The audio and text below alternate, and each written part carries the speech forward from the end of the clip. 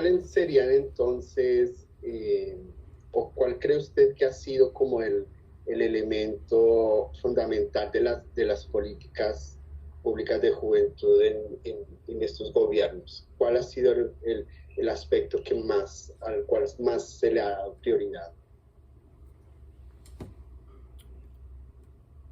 Yo pienso que es el de tratar de calmar, me parece a mí, procesos, movimientos.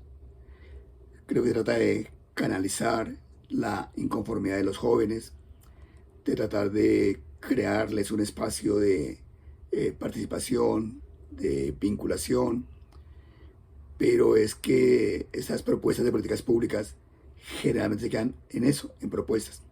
Si bien es cierto, a veces incluso se trata de hacer alguna eh, reserva o base presupuestal, no siempre se logra y pues sabemos que sin plata no es posible llevar a cabo ninguna política pública. Pero creo que tiene la pretensión también de recoger los intereses de los jóvenes, que tiene la pretensión de asumirlos a ellos como ciudadanos, de hacerles ver un poco la relación con el Estado y de vincularlos de forma directa dentro de la dinámica misma de la sociedad. Creo que tiene una pretensión también de ayudar a concretar la Constitución Nacional, la perspectiva de ser una democracia en la que vivimos, donde las múltiples voces se tienen en cuenta y donde una de ellas es la voz de las juventudes, porque como se planteaba, pues la juventud no es sino son las juventudes por perspectivas de género o por cualquier clasificación que queramos llegar a hacer, que justamente la diversifica. Bien, cuando le pregunté la cuestión de las redes, obviamente yo también lo localicé a través de Claxo, ¿no? Dentro de la información que estaba ahí. Me gustaría saber a nivel nacional, eh, ¿existe algún tipo de redes, alguna comunicación entre los académicos a nivel nacional? Porque, por ejemplo, en mi caso, en el momento en que yo fui a hacer la revisión bibliográfica y esa búsqueda, CINDE aparece como el centro donde se encuentran como las personas que están más, los académicos, que la bibliografía. Y mi pregunta es eso, ¿hay algún tipo de red a nivel nacional, grupos de estudio en cuanto al tema entre los académicos? O no sé si usted tiene alguna información. No, inicialmente estoy tratando de hacer el inventario y no encuentro una red, una forma organizativa que trabaje alrededor de los jóvenes. Es posible que lo haya, sobre todo en el plano ya de gestión o incluso en el plano de la acción política directa de los jóvenes, pero aún así en esas dos dimensiones tampoco tengo conocimiento de esas formas organizativas. A nivel internacional, además de Claxo, ¿tiene usted o sabe usted de algún grupo de estudio o alguna red? No, tampoco reconozco al momento ninguna otra. Okay. Okay. Eh, estaba comentando, todo lo que estaba comentando también me hizo pensar lo siguiente. En nuestro país, la cuestión el tema de la violencia es un elemento que no podemos desconocer y del cual no podemos hablar. Y una de las cosas que también se asocia mucho con la cuestión de la protesta y la movilización social, inclusive en algunos momentos como un elemento de estigmatización, sin desconocer que se presenta también en esos momentos. ¿Usted cree que es un elemento que hace parte como del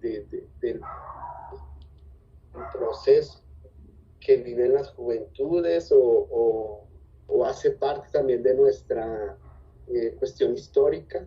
Usted que tiene una formación psicológica y política. ¿Qué me podría decir al respecto? Pues yo deduzco de su pregunta dos perspectivas. Uno, el elemento de la violencia y otro, el elemento de la protesta, movilización social, que creo que son dos vías diferentes.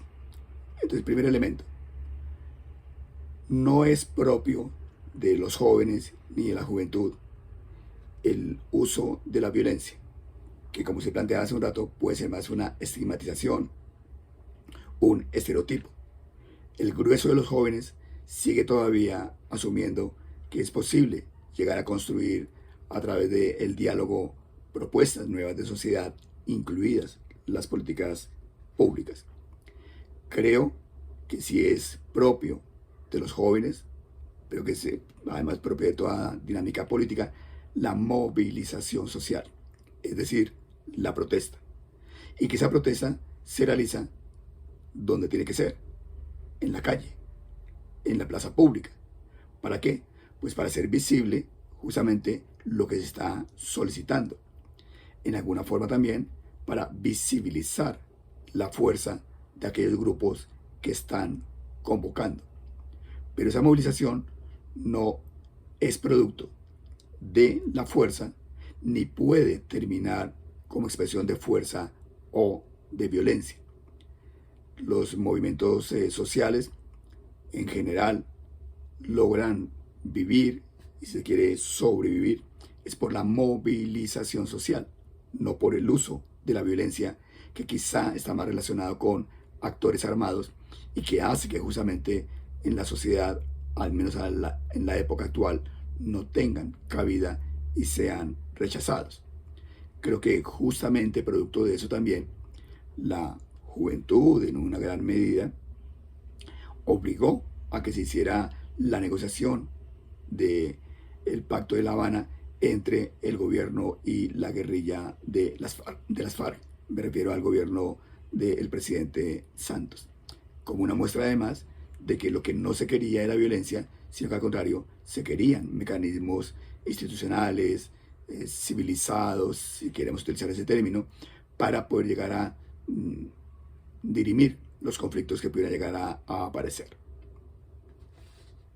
Es necesario que el tema de las juventudes esté como una política de Estado, o usted cree que seguiremos como en esa cuestión de políticas más de gobierno de turno. Y eso en el sentido de cómo atender, pues que posibilite atender a ese grupo de jóvenes que ya no se consideran jóvenes porque tal vez ya están en el mundo laboral o ya tienen una familia a la cual responder, que el tema de la juventud es una cuestión a veces hasta compleja para los mismos jóvenes. Entonces, con respecto a eso de la política, ¿se considera que estamos más cerca a que se convierta en una política de Estado? ¿O seguirá siendo una política del gobierno que está en el gobierno? Yo pienso que como política pública deben ser de gobiernos, porque justamente ellos ayudan a concretar necesidades temporales de grupos específicos y que más bien son las leyes las que tienen que ser dadas desde el Estado como elemento normativo que recoge y desde el cual se desarrolla la política pública. Creo que igual es necesario reconocer que siempre se requieren normatividades para el desarrollo de la vida de las juventudes, que no se puede pasar por alto en cuanto la juventud y los jóvenes son, en términos de los censos poblacionales, un grupo mayoritario o al menos no minoritario, y que por lo tanto, por nada más cuestión censal, son un grupo representativo de la sociedad que cada vez ganan más espacio, aunque también en la pirámide poblacional en algunos países aumenta el número de personas adultas, disminuye el número de personas de niños y queda una población allí como de jóvenes que está flotante, pero que son los que al momento son mayoría, así en unos años vayan en esa perspectiva piramidal a formar parte del grupo poblacional de la tercera edad. Creo que por lo tanto se requieren esas políticas con cierto nivel de movilidad, de flexibilidad.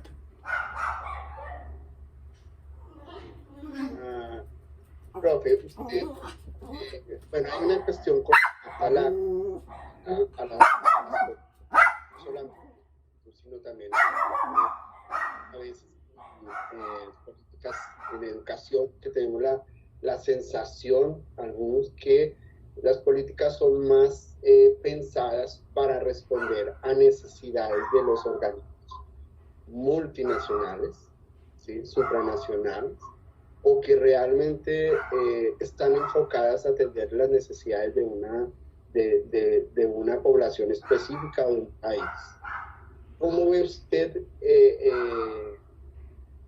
esa cuestión en Colombia? ¿Realmente las políticas son hechas para responder a organismos internacionales o realmente son más enfocadas hacia las necesidades de las poblaciones? Yo pienso, como lo planteaba hace un rato, que si asumimos que la sociedad es compleja, pues implica entonces que existen múltiples interrelaciones. Y por lo tanto, es posible que ese elemento de la presencia internacional, si se quiere, de la presión internacional, sea importante, porque ayuda justamente a ejercer una presión sobre gobiernos que quizá no tengan como preferencia las políticas públicas hacia un sector u otro, en este caso hacia la juventud. Y por convenios internacionales, por compromisos que tiene el país, pues se le ve obligado a hacer el llamado y el Estado o el gobierno en ese momento a responder. Pero que sea en relación con un llamamiento internacional no quiere decir que no se dé cuenta de lo que ocurre a nivel de un grupo poblacional particular. Dicho de otra forma también, el que sea nacido de un grupo poblacional no quiere decir que luego no vaya a tener relación con el plano de lo internacional y en lo que ello se pueda llegar a solicitar.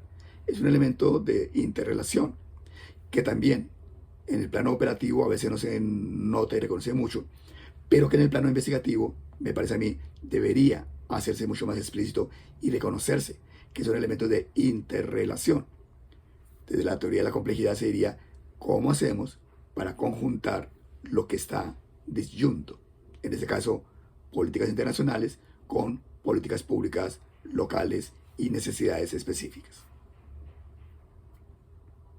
Profe, ¿considera usted que la participación de los jóvenes, tanto en la construcción de las políticas públicas como en su gerenciamiento, ejecución, realmente ayuda a que esas propuestas sean o mejoradas o más, que tengan mayor impacto a las poblaciones? Yo creo, por lo que le he planteado hace un rato, que los jóvenes llegan hasta el momento de la formulación de la política pública, pero que ellos no la gerencian, ellos no la administran, ellos no la ejecutan. Incluso si se llegara a ejecutar elementos de la política pública, ellos tendrán a ser, entre comillas, beneficiarios, pero me parece más que de una manera pasiva que de una manera activa. Podrían y deberían de usarse mecanismos para que los jóvenes sean mucho más protagonistas en el desarrollo gerencial de la política. Pero como eso corresponde ya al nivel de un gobierno particular, pues el gobierno particular tiene sus funcionarios que hacen que funcione de una manera u otra, en este caso según lo acordado de la política, pero excluyendo al grupo poblacional de los jóvenes en cuanto, repito, ejecutores o gerentes de esos procesos. ¿Cómo percibe usted el papel o el trabajo de los consejos de juventud? Usted lo mencionaba antes, y que en su momento, cuando yo escuché la noticia de la elección, fue un poco crítico. Lo que escuché fue más críticas, no sé si fue por cuestión de la divulgación, de la intención, no sé, pero ¿Cómo ve usted esta cuestión de los consejos municipales de juventud? ¿Realmente tendrán un espacio de participación, un impacto, o como en algún momento se mencionó también son cosas más del papel? Yo lo vería como una acción cumplida y como una promesa en expectativa. ¿Por qué la acción cumplida? Porque ya la posibilidad de los consejos de juventud se había formulado hace una década, no se había logrado concretar, pero a partir del estallido social se ve que es la figura que podría llegar a aglutinar a los jóvenes y para algunos silenciarlos, para otros generar canales justamente de comunicación mucho más formales entre el Estado y los jóvenes a través de sus representantes. Y una vez se desactiva esa posibilidad de desarrollar los consejos municipales de juventud, hay un movimiento, me parece que interesante, participativo de los jóvenes y en ese sentido esperanzador.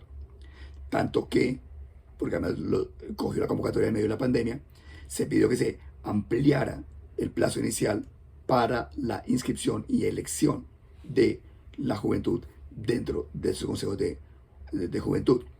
Parece que por la cantidad de interesados, o parece porque justamente no se había tomado en cuenta la dimensión de los consejos de juventud.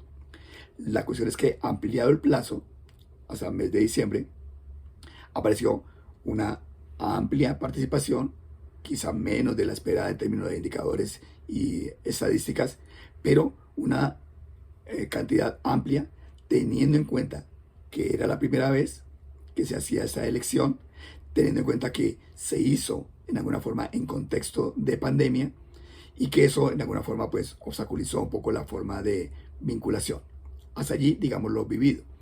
¿Qué va a desarrollarse de aquí en adelante? Es lo que digo yo, la expectativa. No sabemos. Acaban de posicionarse en ellos.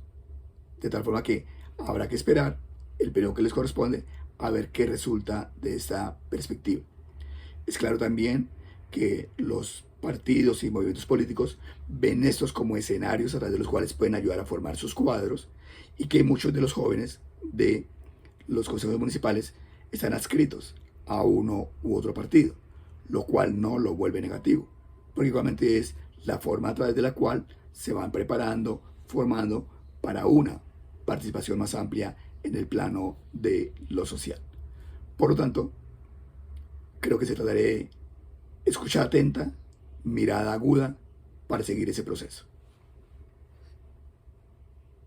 Profe, ya para ir terminando, en su currículum yo vi que usted es el director encargado del Observatorio de la Juventud.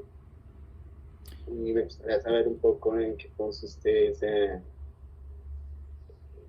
trabajo al respecto. Pues allí debe haber algún fantasma o una falsa verdad, porque yo nunca he cumplido esa función y pues obviamente no la estoy cumpliendo. Eh, Ni siquiera que yo recuerde he formado parte de un observatorio de juventud, aunque me han invitado, por ejemplo, al Observatorio de Juventud de Manizales y a un observatorio de juventud que aquí conformó la Universidad Tecnológica de Pereira, pero no formo parte de estas estructuras. Okay. Yo lo encontré en internet, así, entonces por eso me generó también la curiosidad. Profe Álvaro, yo quiero agradecerle entonces por el espacio. Eh, yo sé que inicialmente en el mensaje habíamos conversado de una hora. Mi orientadora me hizo la sugerencia o la observación que era poco tiempo. Sin embargo, eso fue lo que combinamos inicialmente. Me gustaría saber si posiblemente en otro momento pudiera también volver a tener una conversación con usted sobre estos temas y no sé, entonces sí podría contar con su tiempo. Pues en un primer momento sí podemos pensar en una segunda u otros procesos de conversación y de entrevista, porque se trata justamente de ayudar a afinar, para el caso de la investigación, preguntas y vacíos que hayan quedado dentro de esta entrevista, de tal forma que en ese sentido quedaría a la orden.